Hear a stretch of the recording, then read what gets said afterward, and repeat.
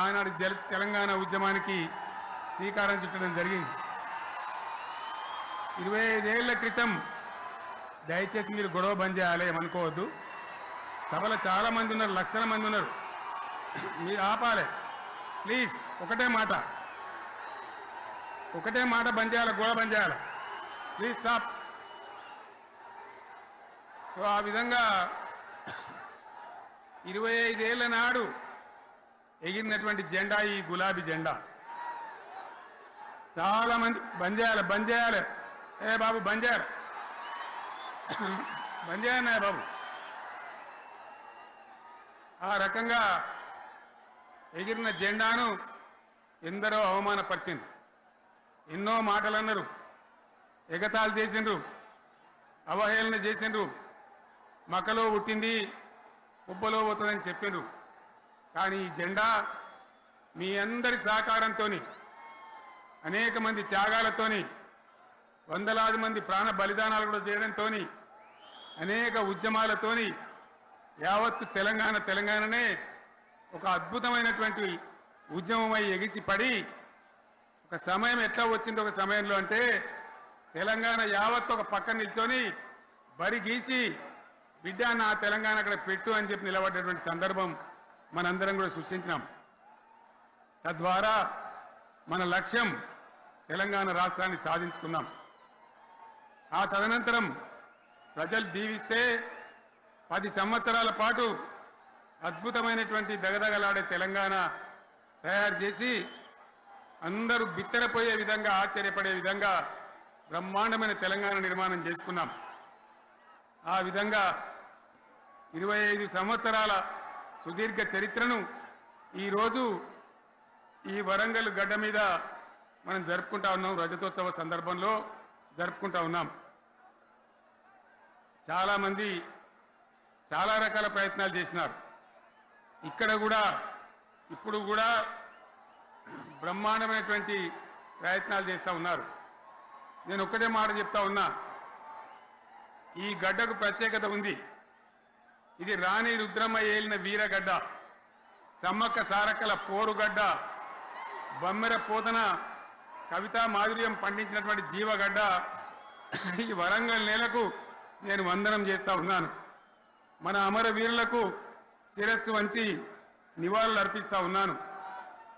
1969లో మూగబోయిన తెలంగాణ నినాదానికి తిరిగి జీవం పోసింది ఈ గులాబీ జెండా అని మీ అందరికీ నేను మనవి చేస్తూ ఉన్నాను.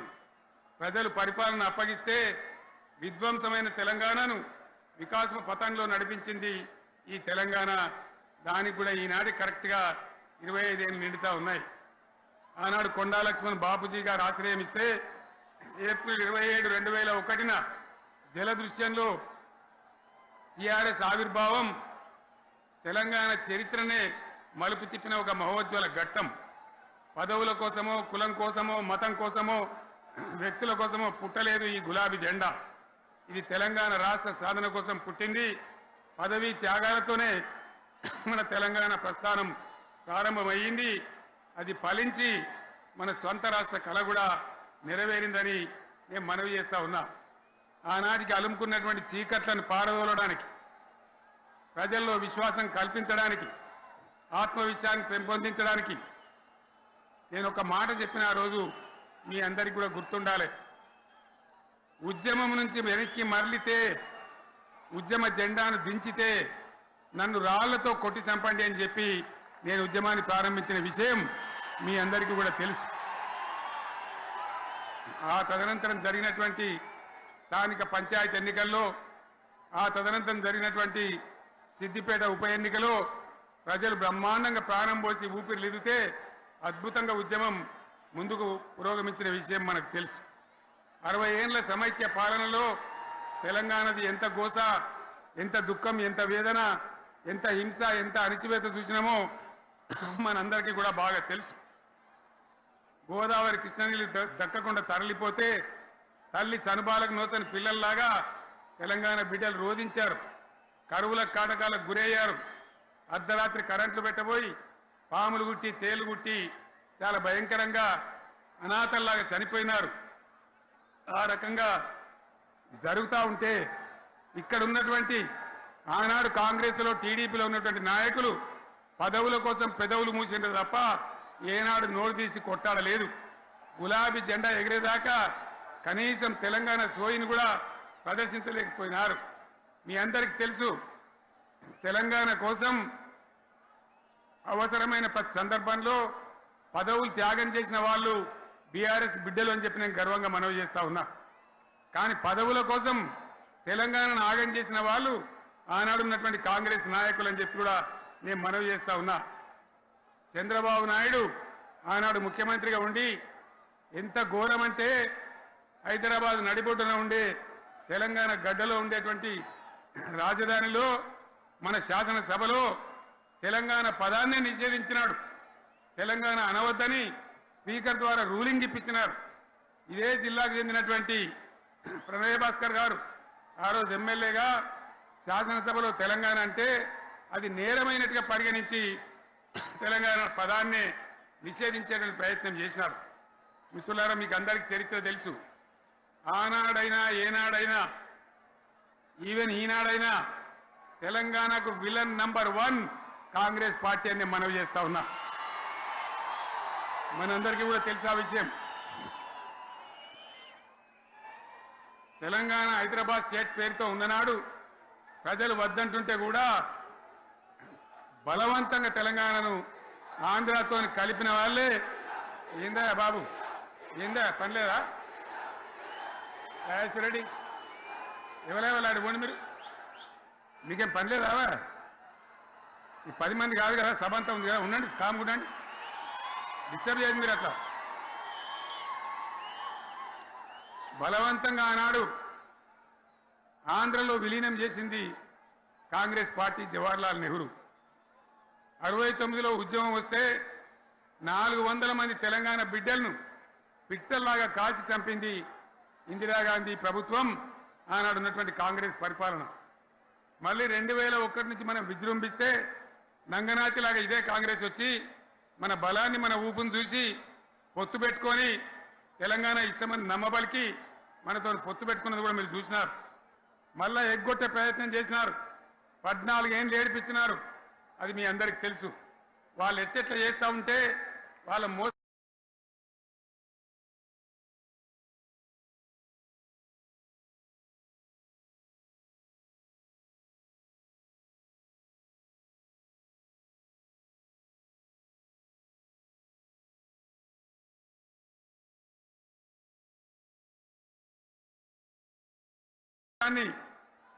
కప్పేయడానికి నేను ఇదే జయశంకర్ పార్లమెంట్లో ప్రతిపక్షాలని కాంగ్రెస్ గొంతు పట్టుకుంటే అప్పుడు దిగివచ్చి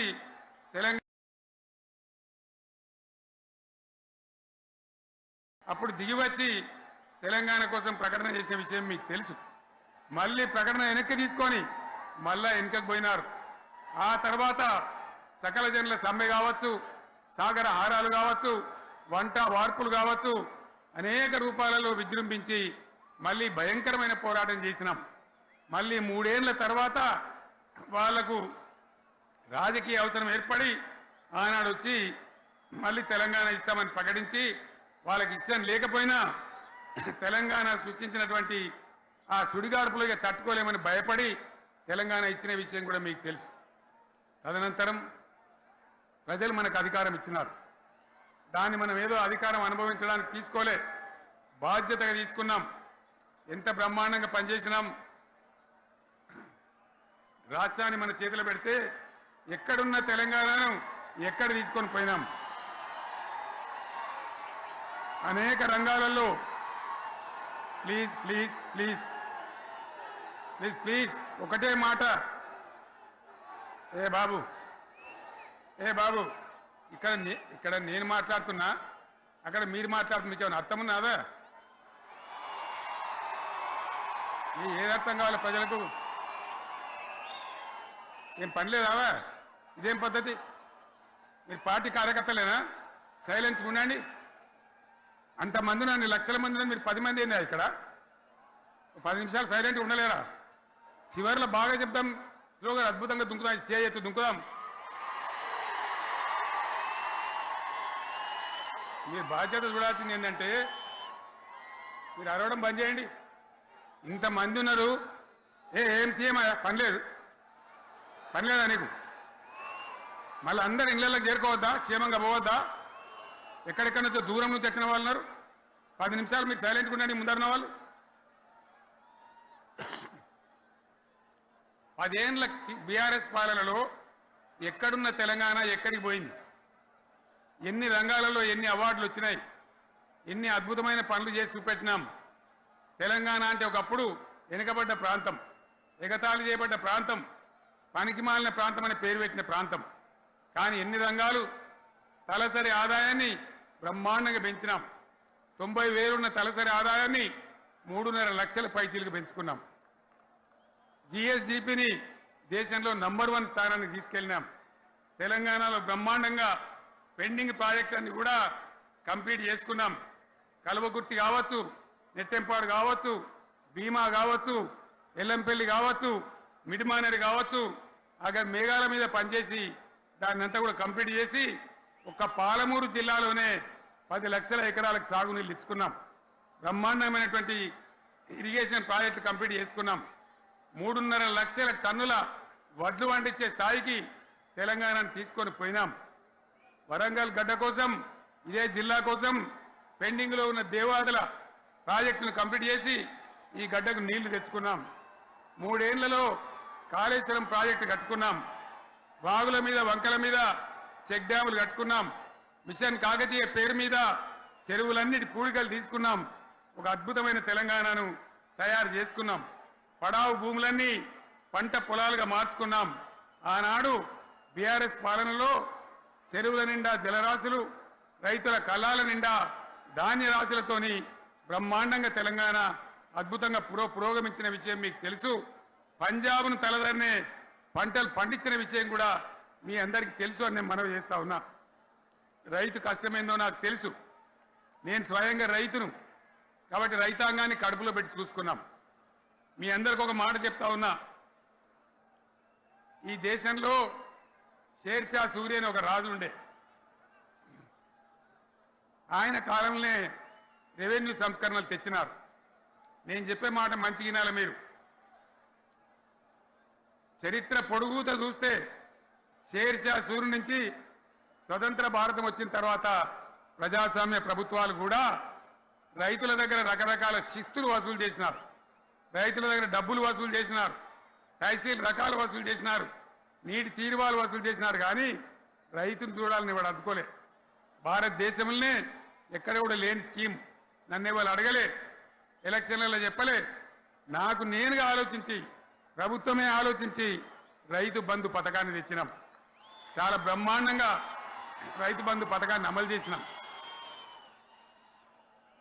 రైతాంగానికి ఎటువంటి కరెంట్ ఇచ్చినాం, ఎంత అద్భుతమైన కరెంట్ ఇచ్చినాం. ఆంధ్ర వలసవాద ముఖ్యమంత్రులు ఏం మాటలు మాట్లాడినారు?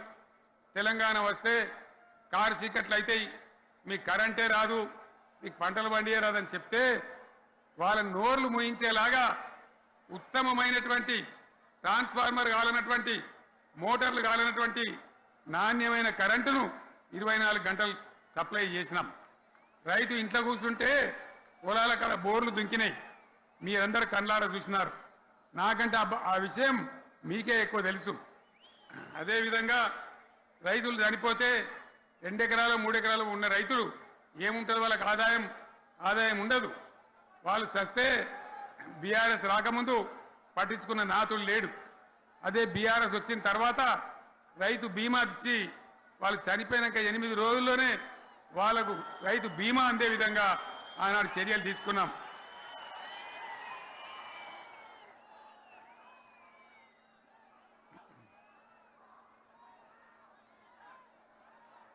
పైసలు ఎంత మంచిగా వచ్చేది, రైతు బంధు డబ్బులు ఏ విధంగా వచ్చేది. శనుకులు పడుతుంటే చకాచక వచ్చి బ్యాంకులలో డబ్బులు పడి రైతుల సెల్ ఫోన్లు మోగుతుండే. ఆ విధంగా కడుపులో చల్లగదలకుండా రైతాంగానికి రైతు బంధు పథకాన్ని అమలు చేసుకున్నాం. రకరకాల వ్యక్తులు రకరకాల మాటలు మాట్లాడినారు. జై కిసాన్ జై జవాన్ అన్నారు తప్ప వాళ్ళ సంక్షేమం ఏ ప్రభుత్వం కూడా చూడలేదు. అదేవిధంగా ధాన్యం రైతులు పండిస్తే కొన్ని వందల కోట్ల రూపాయలు ప్రభుత్వానికి నష్టం వచ్చినా ఏ విధంగా ధాన్యం కొన్నామో, ధాన్యం ఎంత బాగా కొన్నామో, వడ్లు కొంటే 3-4 రోజులనే డబ్బులు రైతుల ఖాతాలో ఎట్లా చేసినామో అవన్నీ కూడా యావత్ తెలంగాణ ప్రజలకు మీకు తెలుసు. అంతకుముందు మధ్య దళారుల పాలు ఎన్నో రకాల బాధలు, 7,500 కొనుగోలు కేంద్రాలు పెట్టి ధాన్యం ఎట్లా వేసినామో కూడా మీ అందరికీ బాగా తెలుసు. మరి ఇదంతా కూడా బ్రహ్మాండంగా జరిగింది. ఎన్నో పనులు, మిషన్ భగీరథ ఎన్నికల ప్రణాళికలు చెప్పలే, ఓట్ల ప్రచారం అప్పుడు చెప్పలే, గవర్నమెంటే చేసింది. ఇంతింత నల్లబెట్టి ప్రజలకు అందియడం జరిగింది. రైతు బంధు కానీ, రైతు బీమా కానీ, కళ్యాణ లక్ష్మి కానీ, కేసీఆర్ కిట్ కానీ, కంటి వెలుగు లాంటి ప్రోగ్రాం కానీ ఎవరు అడిగిన నన్ను ఎవరు అడగలే. అయినా మా అంతల మేమే మన రాష్ట్రం మన ప్రజలని వాళ్ళని బాగు చేసుకోవాలని చేసినాం. చెరువులలో చేపలు పెంచాలని ఎవరు అడిగిన నన్ను, ఎవరు డిమాండ్ చేసిండ్రు, వాళ్ళకు వృత్తి పని దొరకాలని, మత్స్యకారులను ప్రోత్సహించాలని చెరువులలో చేపలు పెంచినాం. లక్షలాది గొర్రెలను పంపిణీ చేయమని ఎవరు ధర్నా చేయలే, ఎవరు అడగలే. కానీ ప్రభుత్వమే తనంతట తానే బ్రహ్మాండంగా వాళ్ళకు చేయడం జరిగింది. ప్రజల అవసరాలు ఎప్పటికప్పుడు తీర్చినాం. అంతవరకే ఆగలే. పారిశ్రామిక రంగం మీద దృష్టి పెట్టినాం, పెట్టుబడులు ఆకర్షించినాం. సుమారు 20 నుంచి 25 లక్షల మంది పిల్లలకు ఉద్యోగాలు ఇప్పించే ప్రయత్నం చేసినాం. 40 కోట్లు మాత్రం ఉన్న ఐటీ ఎగుమతులు 2.5 లక్షల కోట్లకు పెంచగలిగినాం. ఐటీ రంగంలో 7 లక్షల మందికి ఉద్యోగాలు కొత్తగా వచ్చినాయి. 1000కి పైగా గురుకులాలు పెట్టినాం. పేద ఇళ్ళ విద్యార్థులకు ఉత్తమమైనటువంటి చదువును అందించినాం. తెలంగాణలో 3 మెడికల్ కాలేజీలు ఉంటే దాన్ని 33 మెడికల్ కాలేజీలు తీసుకొని పోయినాం. ఈ విధంగా అది ఒకటి మాత్రమే కాదు, బీఆర్ఎస్ టైంలో మత కల్లోలం లేదు, కర్ఫ్యూ లేదు, కల్లోలం లేదు, శాంతి భద్రతలన్నీ కూడా బ్రహ్మాండంగా కాపాడి ప్రతి ఒక్కరిని కూడా కాపాడే బాధ్యత తీసుకొని కడుపులో పెట్టుకొని చూసుకున్నాం. ఇవన్నీ కూడా నా డైలాగులు కాదు, నేను చెప్పే స్టోరీలు కాదు. ఇవన్నీ పార్లమెంట్ వేదికగా కేంద్ర ప్రభుత్వం అనేక సందర్భాల్లో వెల్లడించినటువంటి విషయాలు.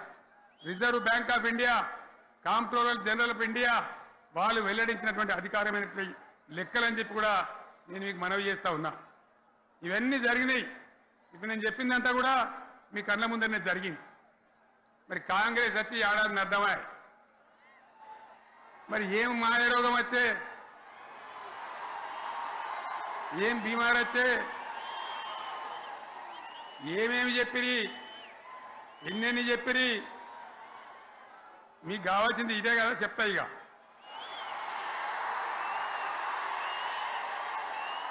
వాళ్ళ కథ చెప్పే ముందు మన కథ కూడా చెప్పాలి కదా.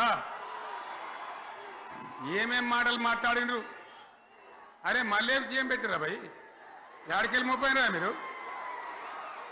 బుద్ధి లేదా? ఆగు, ఏమైనా లుబాబీ ఆగు. వద్దంటే మళ్ళీ ఏందండి ఇవాళ రాజశేఖర వాళ్ళు వాడు మనోడేనా?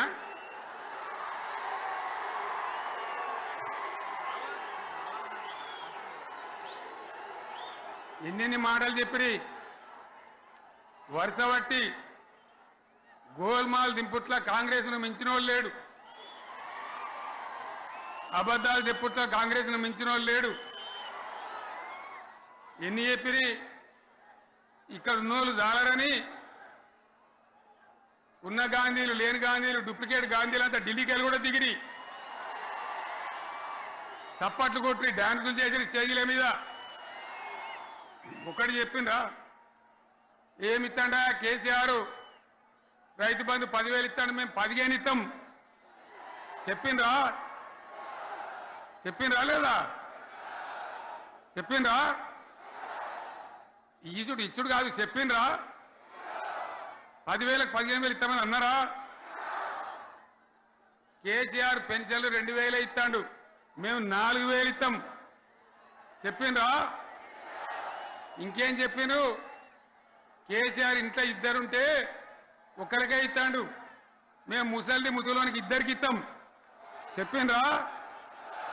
చెప్పిండ్రా లేదా? అన్న మీరు మధ్యున్న వాళ్ళు చెప్తలేరు, చెప్పిండ్రా? ఇవన్నీ కాంగ్రెస్ వాళ్ళు చెప్పిండ్రా? చెప్పిన వాళ్ళు ఒకసారి చేయలేవటారు దయచేసి.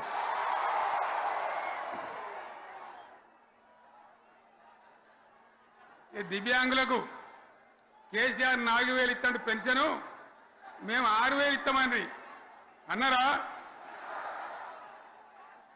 ఇక చదువుకునే ఆడిపోరగాళ్ళకు స్కూటీలు కొనిస్తామండి, కొనిచ్చారా? అన్నారైతే అన్నారు కదా. విద్యార్థులకేమో విద్యా కార్డు ఇస్తామండి, 5 లక్షల గ్యారంటీ కార్డు, బ్యాంక్ కార్డు ఇస్తామండి. ఇట్లా ఎన్ని మాటలు చెప్పారు. ఇక ఉరుకురా ఉరుకురి, ఒకరినికోడు ఉరుకురి, 2 లక్షల లోన్ తెచ్చుకొని డిసెంబర్ 9 నాడే కథం, ఒక కలంపోడుతోనే కథం అన్నరా? అన్నరా? మరి చేసిండ్రా? చెయ్యలే. ఇక వడ్లు కొంటే ఒక వడ్లు కాదు, ఆనాడు మనమే కొనుగోలు కేంద్రాలు పెట్టి కనీసం మద్దతు ధర వచ్చేటట్టుగా, మొలకొచ్చినా తడిసిపోయినా రంగు మారినా రైతులు కాబట్టి, మన బిడ్డలు కాబట్టి, గవర్నమెంట్కు 500 కోట్ల నష్టం వచ్చినా సరే మొత్తం కొనురాని నేను చెప్పినా కొనిపించిన. బాధ కాలే. వాళ్ళు ఏం చెప్పినారు? పబ్లిక్ను బోల్తా కొట్టేయడానికి మేము క్వింటాల్కి 500 బోనస్ ఇస్తాం, మక్కలకి ఇస్తాం, వడ్లకి ఇస్తాం, ప్రతి పంటకి ఇస్తాం చెప్పిండ్రా? ఇటువంటివి చెప్పుడే కాదు, వీటితోని ఇంకొక 420 హామీలు చెప్పారు. వాళ్ళ నోటికి మొక్కాలి. కళ్యాణ లక్ష్మి కేసీఆర్ 1,00,000 రూపాయలు ఇస్తాడు, మేము వస్తే తులం బంగారం కూడా కల్పిస్తామండి అన్నారా? ఏమన్నా నత్తందా?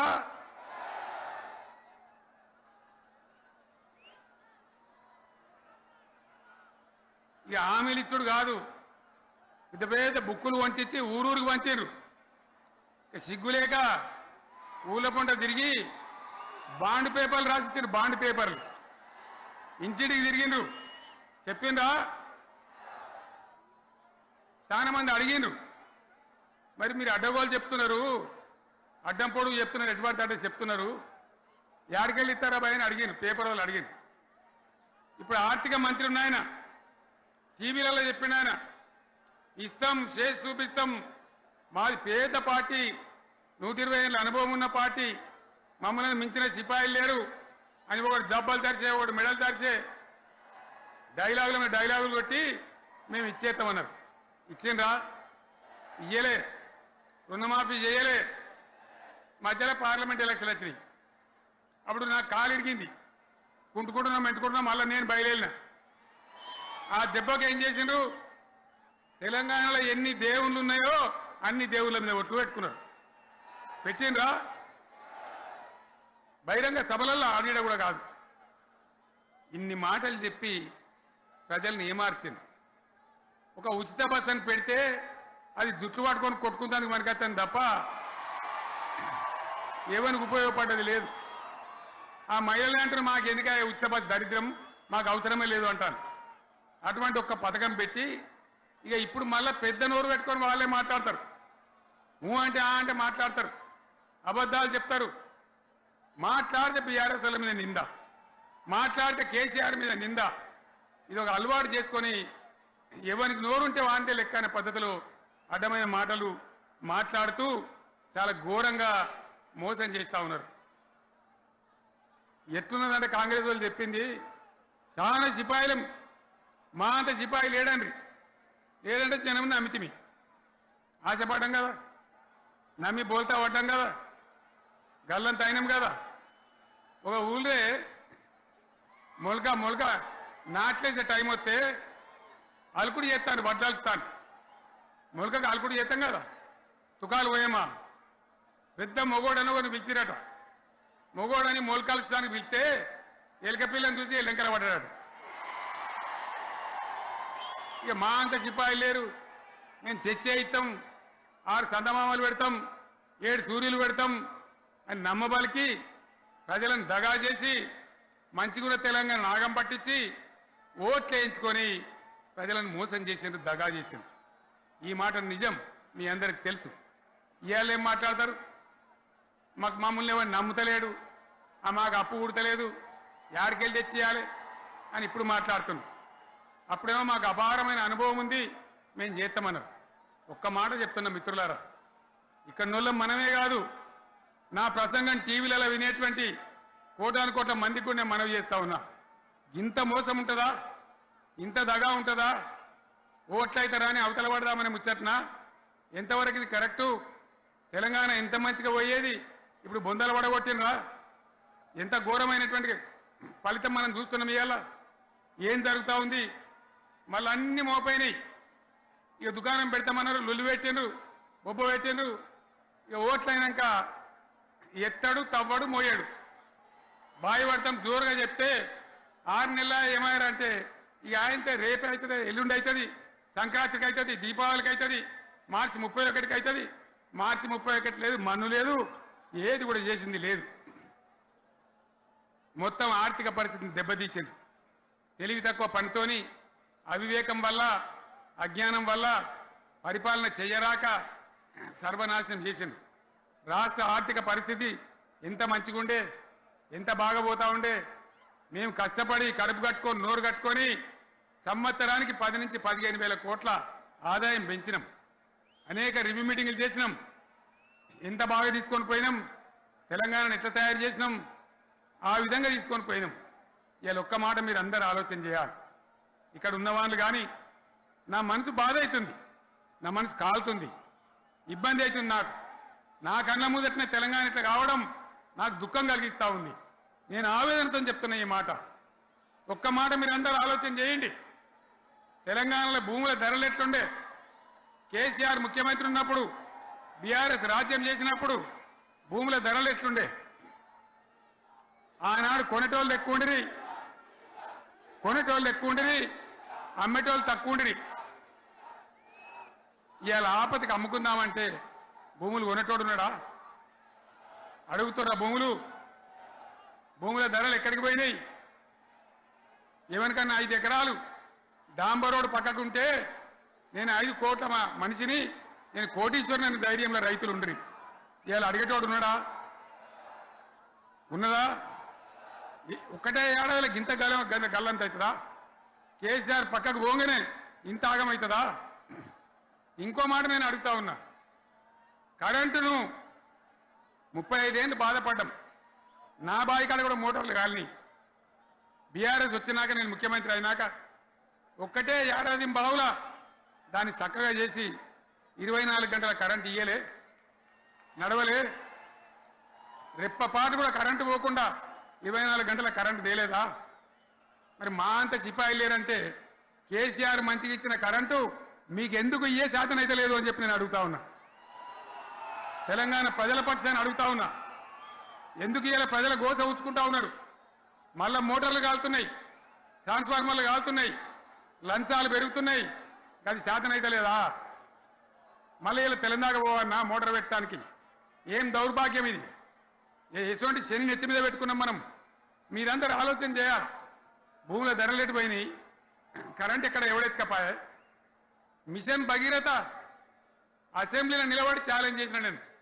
5 ఏళ్ల లోపల ప్రతి ఇంట్లో నల్లా పెట్టి నీళ్ళు లేకపోతే మళ్ళా ఎలక్షన్ల పార్టీ మేము నిలవడం, ఓట్లు అడగము అని చెప్పిన నేను. ఎవరు చెప్పాలి? దమ్మున్నోడే చెప్పాలి. చేసి చూపించినాం, నడిపించినాం. ప్రతి ఇంట్లో నల్లా పెట్టినాం. కృష్ణా గోదావరి నీళ్లు తెచ్చి ప్రతి ఇంటి ముందర దుంకిచ్చినాం. అది మీరందరూ దానికి సాక్ష్యం.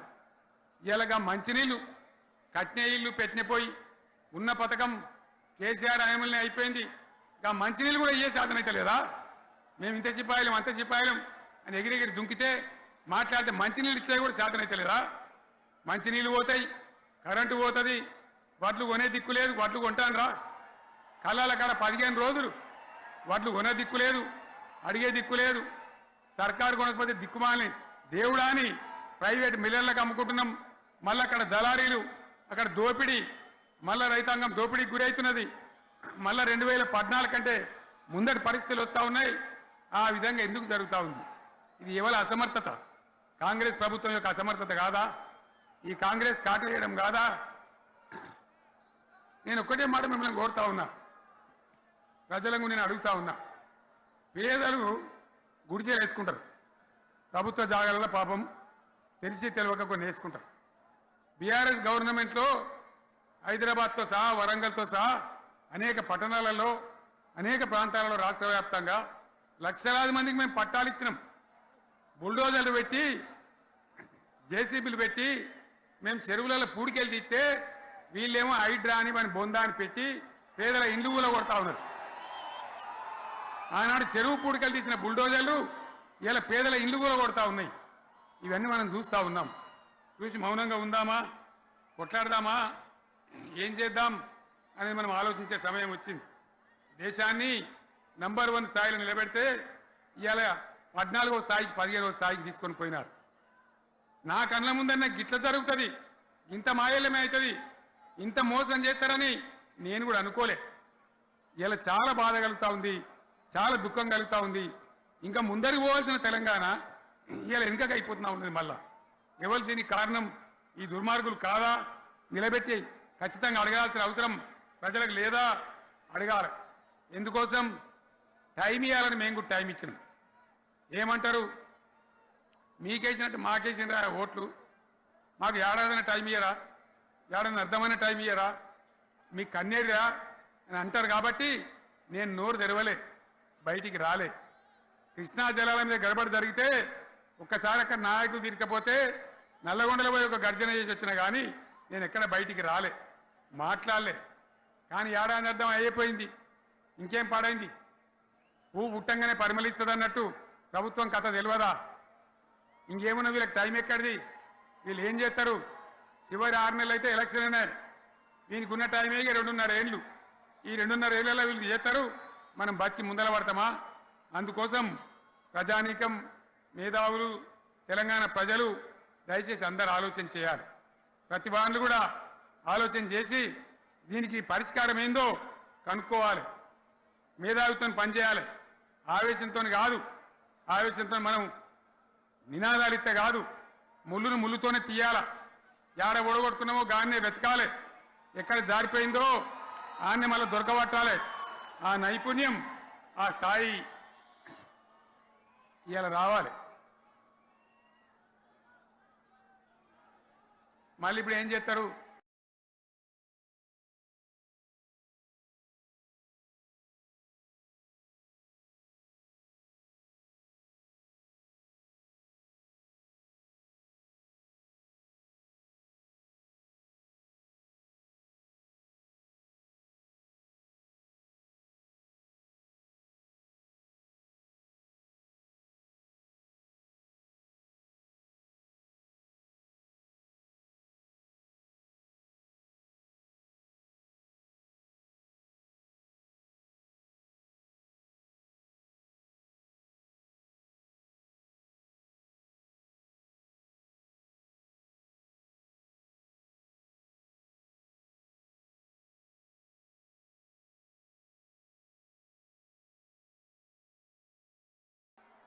మాట్లాడితే బీఆర్ఎస్ మీద ఒక ట్రిప్పు నేను యాదగిరి గుట్టకు పోతే అలా ఎకరానికి 10 లక్షల వాల్యూ పెరుగుతుంది. మరి ఇవాళ ఏమవుతా ఉంది? ఇవాళ ఏం జరుగుతూ ఉంది? మీరందరూ కూడా ఆలోచన చేయాలని కోరుతా ఉన్నా. ఇవాళ రాజ్యం నడపశాతగాక ఎల్లెంకల పడి రాష్ట్రాన్ని ఆర్థికంగా దివాలు తీసి పిచ్చి పనులన్నీ చేసి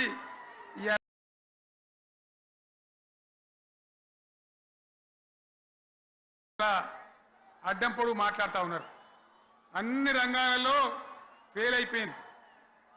ఏ ఒక్క ఈ హుస్నాబాద్ ఇప్పుడు నేను రాగా చూసుకుంటూ వచ్చిన ఆనాడు కష్టపడి ఈ హరీష్ రావు ఇరిగేషన్ మంత్రిగా ఉన్నప్పుడు ఇలా గౌరెల్లి ప్రాజెక్టు కట్టినాం.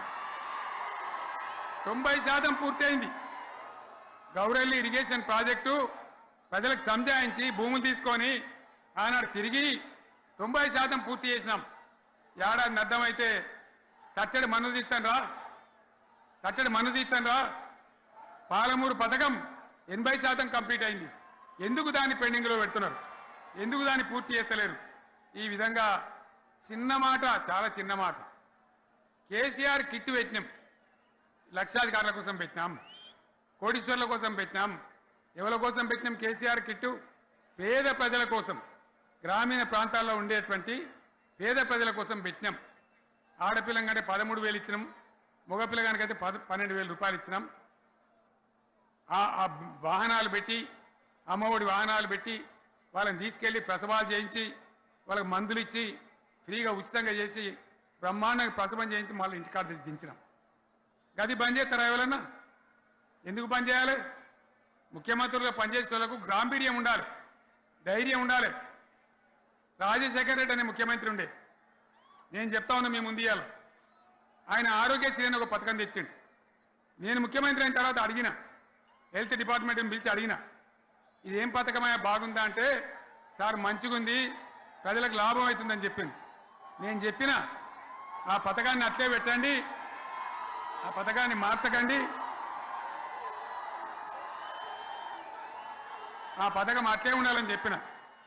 అక్కడ చెప్పడం కాదు, నేను అసెంబ్లీలో చెప్పిన, ఇది మా స్కీమ్ కాదు, కాంగ్రెస్ గవర్నమెంట్ ప్రారంభించింది, దాని పేరు కూడా మేము మారుస్తలేం, కానీ కొనసాగించాలని చెప్పినాం, కొనసాగించినాం. అది మీ అందరికి తెలుసు. ఇలా వీళ్ళు కేసీఆర్ ఆనవాళ్ళు లేకుండా చేస్తాం, కేసీఆర్ ముచ్చట లేకుండా చేస్తారా? ఇవాళ మనం కూడా సభ పెట్టుకుంటే ఎన్ని అడ్డంకులు దానికి. ప్రైవేట్ స్కూళ్ళు బస్సులు ఇస్తే వాళ్ళకు నోటీసులు ఇవ్వడం, అడుగడుగున ఆర్టీఏ అధికారులను పెట్టి పోలీసులను పెట్టి ట్రాఫిక్లు జామ్ చేయడం. ఇప్పుడు కూడా సభకు రావాల్సిన వాళ్ళు 1,50,000 మంది బయటనే ఆగిపోయింది. ఇటు హనుమకొండ దిక్కు, అటు హుజరాబాద్ దిక్కు, ఇటు సిద్దిపేట దిక్కు 3 రోడ్ల మీద కూడా జాముల్ని. నేను అడిగిన నాయకులు ఏందే అంటే, ఇబ్బంది అవుతుంది సార్, రానిత్తలేరు, మధ్యలో ఇబ్బందులు కలిగిస్తున్నారు, కొన్ని లారీలు తెచ్చి అడ్డం పెట్టాను పనికిమాలని అని చెప్పి జామ్ అయిపోయి అక్కడనే ఆగిపోయింది. నేను అన్న ఇంకో అర్ధగంట ఆగి మాట్లాడదామంటే మా వాళ్ళంతా ఉండి, లేదు మనోళ్ళు దూరం పోవాలి, ఇక రానోళ్ళు ఎట్లా అందరూ మనం మాట్లాడి సభ ముగించాలని చెప్తే నేను వేదిక మీదకి వచ్చిన. ఇన్ని అడ్డంకులు, ఇంత కడుపు ఆపుతారా? బీఆర్ఎస్ సభలను ఆపుతారా? ఈ ప్రపంచనాన్ని ఎవడాపుతాడు? ఆగబడితే ఆగుతుందా?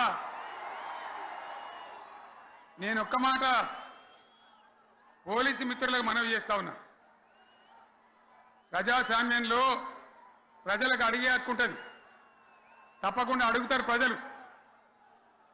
ఈ అడిగే హక్కును సోషల్ మీడియాలో బీఆర్ఎస్కు సోషల్ మీడియా వారియర్స్ ఉన్నారు, వాళ్ళు బ్రహ్మాండంగా పనిచేస్తున్నారు, ఖచ్చితంగా అడుగుతున్నారు ప్రజల తరఫున. ఇంత అన్యాయం జరుగుతుంటే చూడలేక సోషల్ మీడియాలో పనిచేసే తెలంగాణ బిడ్డలు ఇది ఏమన్యాయమే ఎట్లా అని చెప్పి ప్రభుత్వాన్ని ప్రశ్నిస్తూ ఉన్నారు, ప్రజలకు మద్దతుగా నిలబడతా ఉన్నారు. వాళ్ళ మీద కేసులు, వాళ్ళని పట్టుకపోవడు. పోలీస్ సోదరులను నేను అడుగుతా ఉన్నా, మీరెందుకు దునుకులాడుతుండ్రే? మీకేమక్కడ వచ్చింది? మీకు ఒక్కటి చెప్తున్నా నేను, గ్యారంటీగా పోలీసు మిత్రులారా, ఇవాళ పోయి రాత్రి మీ డైరీలలో రాసుకోండి, మీ డైరీలలో రాసి పెట్టుకోండి. 100కు 100% ఇలా తెలంగాణ చెలరేగిన పరిస్థితికి మళ్ళా వచ్చేది బీఆర్ఎస్ గవర్నమెంటే. అది ఎవరు కూడా ఆపలేడు, అది ఎవరి తరం కాదు, ఎవరి వశం కాదు. మీకు తెలియదా? మీరు పోలీసు ఉద్యోగాలు చేస్తున్నారు, మీరు చదువుకోలేదా? మీకు కూడా విజ్ఞానం ఉంది కదా? వీళ్ళు దొంగ వాగ్దానాలు చేయలేదా? ప్రజలను మోసం చేయలేదా? ప్రజాస్వామ్యంలో ప్రజలకు అడిగే హక్కు లేదా? మీరెందుకు కేసులు పెడుతున్నారు? నాకు అర్థం కాదు. మీరెందుకు దునుకులాడుతున్నారు? మీరెందుకు బలైతారు? రేపు మీకు రాజకీయాలు ఎందుకు? మీ డ్యూటీ మీరు చేయండి. మేము బీఆర్ఎస్ ఎప్పుడు శాసనాన్ని ఉల్లంఘించాం, చట్టాలను ఉల్లంఘించాం. అయినా నేను ఒక్క మాట మళ్ళీ చెప్తా ఉన్నా, మీకు ఆల్రెడీ చెప్తా ఉన్నారు పార్టీ నుంచి, ఎక్కడ ఎవరిని మీ మీద అన్యాయం కేసులు పెట్టినా మన టీఆర్ఎస్ లీగల్ సెల్ వీరులు ఉన్నారు, మీరు భయపడే అవసరం లేదు. న్యాయస్థానాలని అక్కడ పోరాటం చేద్దాం. మీకు అండగా కేసీఆర్ ఉంటాడు, బీఆర్ఎస్ ఉంటుంది, అందరం ఉంటాం. ఇక ఈడికెళ్ళి నేను కూడా ఊకోను, నేను బయలుదేరతా. యాన్ దాకైనా మంచిదే, ఎవరెవరి సంగతి ఏందో ఎవరైనా లెక్కేందో అన్ని కూడా లెక్కలు తీద్దామని మనవి చేస్తా ఉన్నా. ఈ రకంగా మనం ముందు పోవాలి. ఒక్క మాటలనే ఉన్నదా? ఇవాళ ఈ ప్రభుత్వం, ఈ కాంగ్రెస్ నయవంచక ప్రభుత్వం సంక్షేమంలో ఫెయిల్, మంచినీళ్ళలో ఫెయిల్, పొలాలకు నీళ్ళు ఇవ్వడంలో సాగు నీళ్లలో ఫెయిల్, కరెంటు సరఫరాలో ఫెయిల్, రైతు బంధులో ఫెయిల్, విత్తనాలు ఎరువులు సరఫరాలో ఫెయిలేనా? ధాన్యం కొనుగోళ్లలో ఫెయిల్, పల్లెలు పట్టణాల అభివృద్ధిలో ఫెయిల్, భూముల ధరలు పెంచడంలో ఫెయిల్. మరి దేంట్లో పాస్ అయిండు? ఎటుపడితే అటు ఒర్రుడు, దేవుళ్ళ మీద ఒట్లు పెట్టుడు, అబద్ధ వాగ్దానాలు చేసుడు,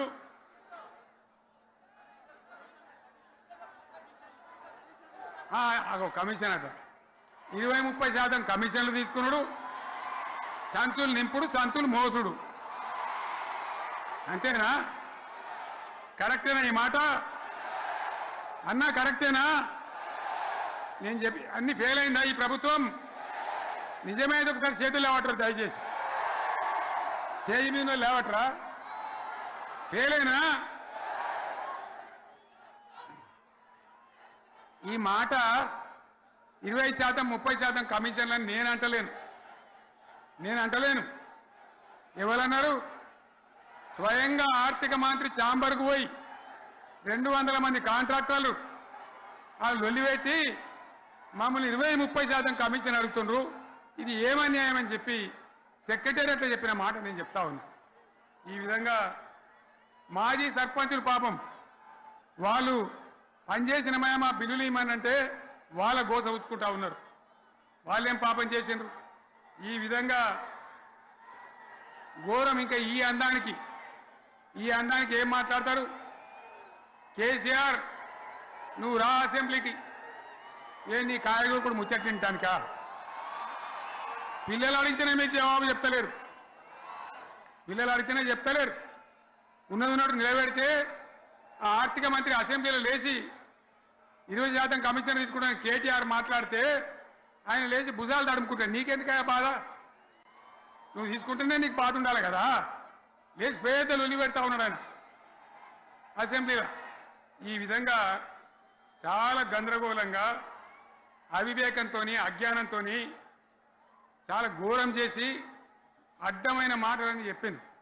దాంతో మనం కూడా గోల్మాలైపోయినాం. తీర్థం పోదాం తిమ్మక్క అంటే వాడు గుల్లే, మనం సల్లే. ఆ గతికి తెచ్చింది ఇలా ప్రజల గతి. మరి మనం కూడా ప్రజలు కూడా ఆలోచన చేయాలి. ఆవేశం కాదు. గాడిదలకు గడ్డేసి బలరకు పాల్పడితే వస్తాయా? మరి ఇప్పుడు ఏం చేయాలో ఆలోచించాలి. ఓ తమ్ముడు అన్నాడు హైదరాబాద్లో, ఆయన ఇల్లు కూడా కొడితే, కేసీఆర్ అన్నా యాడున్నావు, నువ్వు రావాలి, కత్తి బాంచేతలు పడితే యుద్ధం నన్ను చేయమని పడుతుంది. అంతేనా? ఇది కూడా విచారిస్తారు ప్రజలు. మీకు అర్థం కావాలని నేను చెప్తా ఉన్నా. అందుకే ఓడగొట్టుకున్న కాడనే వెతుక్కోవాలి. మీ వెంట బీఆర్ఎస్ ఉంటుంది, మీ వెంట కేసీఆర్ ఉంటాడు. 100% మళ్ళా తెలంగాణ విజయం సాధించాలి, గులాబీ జెండా ఎగిరేయాలి, అద్భుతమైన తెలంగాణను మళ్ళీ సాధించాలి. ఇక బీజేపీ కథ 11 ఏళ్ళ రాజ్యం చేయబట్టి తెలంగాణకు 11 రూపాయలు ఇచ్చిండ్రా? వాటిదే బబ్రాజమానం భజగోవిందం, శుష్కప్రియాలు, శూన్యాస్తాలు తప్ప ఏమి ఇయ్యలే. 157 కాలేజీలు పెడితే మెడికల్ కాలేజీలు ఒక్కటన్నా తెలంగాణకు ఇచ్చిండ్రా? ఒక ప్రాజెక్ట్ కన్నా జాతీయ హోదా ఇచ్చిండ్రా? ఇక కాంగ్రెస్ వాడు ఇట్లా అంటే బీజేపీ వాడు అట్లా, ఏది లేదు. ఇక ఉల్టా మనయే ఖమ్మంలో 7 మండలాలు గుంజుకున్నారు, సీలేరు ప్రాజెక్టు గుంజుకున్నారు. నరేంద్ర మోడీ మాట్లాడతాడు, ఏం మాట్లాడతాడు? తెలంగాణ వచ్చిందిరా అని తెలంగాణలో సంతోషపడితే తల్లిని చంపి బిడ్డను బతికిచ్చిండ్రు అంటాడు. ఎన్నోసార్లు అంటాడు, ఒక్కసారి కాదు. ఈ విధంగా అది కూడా మనం వెనకొచ్చేది కాదు. ఈ సందర్భంలో ఒక మాట బీజేపీ అంటే నాకు జ్ఞాపకం వచ్చింది. ఇవాళ కేంద్ర ప్రభుత్వం కగార్ అనే ఆపరేషన్ పేరు మీద ఛత్తీస్గఢ్లో యువకులను, గిరిజనులను ఊచకోత పోతా ఉన్నారు. అది ధర్మం కాదు. వీళ్ళు ఏమవుతున్నది? నక్సలైట్లు ప్రతిపాదన పెడుతున్నారు. మేము ప్రభుత్వం దగ్గరకు వచ్చి చర్చలు చేయడానికి సిద్ధంగా ఉన్నాము అంటున్నారు. నేను కోరుతా ఉన్న కేంద్ర ప్రభుత్వాన్ని బలమున్నది కదా అని చంపుకుంటా పోవుడు కాదు, అది ప్రజాస్వామ్యం కాదు. ఆపరేషన్ కగార్ వెంటనే ఆపేయండి. వాళ్ళని పిలిచి, ఆ నక్సలైట్లను పిలిచి డెమోక్రటిక్ స్పేస్ ఇచ్చి చర్చలు జరపండి. వాళ్ళు ఏం మాట్లాడతారో చూడండి. అది కూడా నల్లనా తెల్లనా దేశం ముందరికి రాని. కానీ అట్లా కాదు, మొత్తం ఏరి పారెత్తాం, కోసి పారెత్తాం, నరికి పారెత్తాం అంటే మిలిటరీ ఉన్నది మీ దగ్గర కొడతారు. కానీ ప్రజాస్వామ్యం అనిపించుకోదు. ఈ మాట ఢిల్లీకి ఉత్తరం పంపిద్దామా? మీరందరూ సపోర్ట్లు కొడితే తీర్మానంగా భావించి దాన్ని కేంద్రానికి పంపిద్దాం.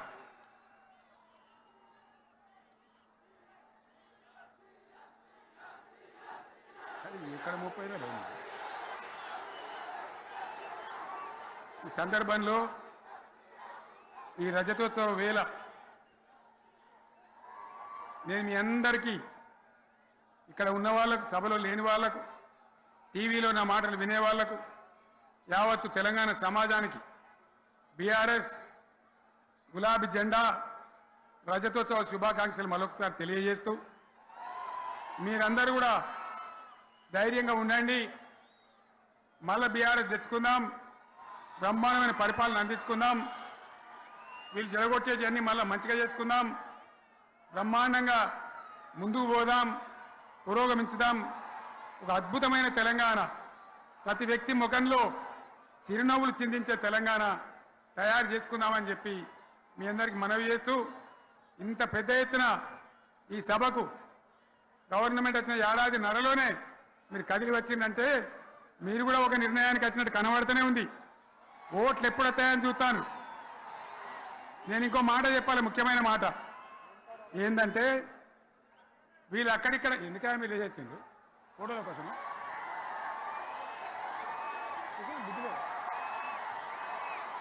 ఒక మాట చెప్పాలి, ఏంటిది? ప్రభాకర్ రెడ్డి అని మా ఎమ్మెల్యే ఉన్నాడు, దుబ్బాక ఎమ్మెల్యే. ఆయనతో ఎవరో హైదరాబాద్లో మాట్లాడితే, అన్న ఇంకా 3 ఏళ్ళు భరించాను ఈ గవర్నమెంట్ అని మాట్లాడింది. ఆయన మాట చెప్పిండు విలేకరులు. అలా చూసారా మా గవర్నమెంట్ పడగొడతారట. మేమెందుకు పడగొడతాం రా భయ్? మాకేమైనా కాల్చేరు గులగులో పెట్టినా? మేమా కిరికిరి పని చెయ్యం బిడ్డ. మీరే ఉండాలి. ఓట్లు తీసుకున్నారు, చక్కగా పనిచేయకపోతే మీ ఈపులు ప్రజలే సాఫ్ చేస్తారు, అంతే కదా. మేము పడగొట్టాం, మీ గవర్నమెంట్ పడగొట్టాం. ఎందుకంటే మీ సంగతి ఏందో మా సంగతి ఏందో ప్రజలకు పూర్తిగా అర్థం కావాలి. గులాబీ సైనికులకు నాది ఒక్కటే మాట, మనం ఏనాడు మనం పుట్టిందే పదవులు త్యాగం చేసి, పుట్టిందే రాష్ట్ర సాధన కోసం, స్వార్థం కోసం మనం పనిచేయలే. మీ అందరి నాయకులను, కార్యకర్తలను నేను కోరేది ఒకటే, తెలంగాణ సమాజం అద్భుతంగా పురోగమించేదాకా మనం పనిచేస్తూనే ఉండాలి. గవర్నమెంట్లో ఉన్నా, ప్రతిపక్షంలో ఉన్నా ప్రజల పక్షాన ఉండాలి, ప్రజలకు అండగా ఉండాలి, ప్రజల సమస్యల మీద పోరాటం చేయాలి, వాళ్ళకు అండదండలుగా ఉంటూ పురోగమించాలి. అదే మన కర్తవ్యం. అందులోనే మనకు అన్ని పదవులు వస్తాయి. అది పెద్ద ఇష్యూ కాదు. ఎన్ని వేల మంది మనోళ్ళు ఎంత బ్రహ్మాండంగా ముందుకొచ్చారు. కాబట్టి మీరందరూ కూడా ఆ విధంగా రావాలి. లాస్ట్ మాట, ఈ సభ నిర్వహించినటువంటి మిత్రులు పోచంపల్లి శ్రీనివాసరెడ్డి గారికి, వినయ్ భాస్కర్ గారికి, పెద్ది సుదర్శన్ రెడ్డి గారికి, రవీంద్రరావు ఎమ్మెల్సీ గారికి, వారికి నేను ధన్యవాదాలు చెప్తా ఉన్నా. ఇక్కడ భూములు ఇచ్చి బ్రహ్మాండంగా ఆదరించిన ఈ ఎల్కతుర్తి చుట్టుపక్కల గ్రామాల ప్రజలకు కూడా, రైతులకు కూడా నేను ధన్యవాదాలు తెలియజేస్తా ఉన్నా. ఈ రజతోత్సవ శుభాకాంక్షలు మీ అందరికీ మరొకసారి తెలియజేస్తూ నేను మీరు సెలవు తీసుకుంటా ఉన్నా. జై తెలంగాణ, జై తెలంగాణ, జై తెలంగాణ. ధన్యవాదాలు. ఇక ఇప్పుడు లొలిపెట్టరా పై, బాగా లొలిపెట్టారు.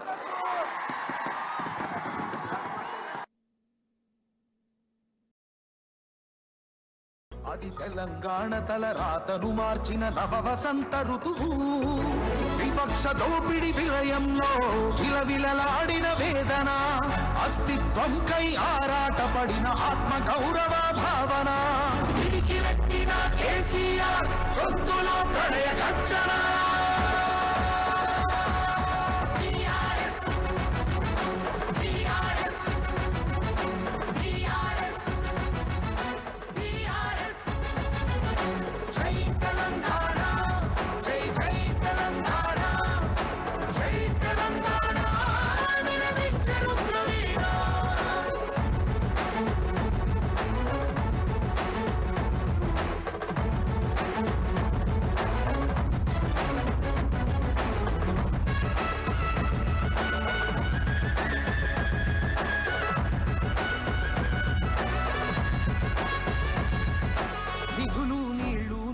నమ్మకాలు అన్నీ నిలువు దోపిడి పిడికిలెత్తితే కాల్చి చంపిన రక్త చరిత్రల రాపిడి పదవుల కోసం పెదవులు మూసిన మోసాలతోనే గోసా తెలంగాణ రేషాన్ని చూపిన కేసీఆర్ బడిపూసా అమరుల మెడలో పూల దండనే గులాబీ జెండగా మార్చిండు అమరుల మెడలో పూల దండనే గులాబీ జెండగా మార్చిండు ప్రజల కోసమై పదవుల వదిలి పోరు బాటనే పట్టిండు తను పోరు బాటనే పట్టిండు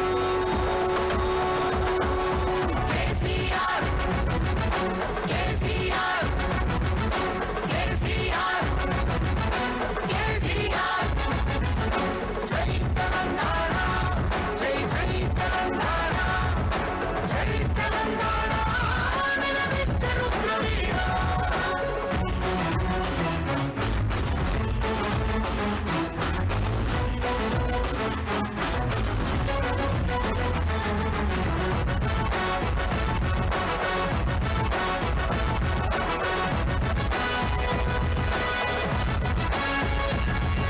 సత్యాగ్రహమే శస్త్రమై అహింసయే తన అస్త్రమై ప్రజాశక్తినే ప్రదర్శించిన బహిరంగ సభల చేతనం రహదారులనే దిగ్బంధించిన చాతుత జన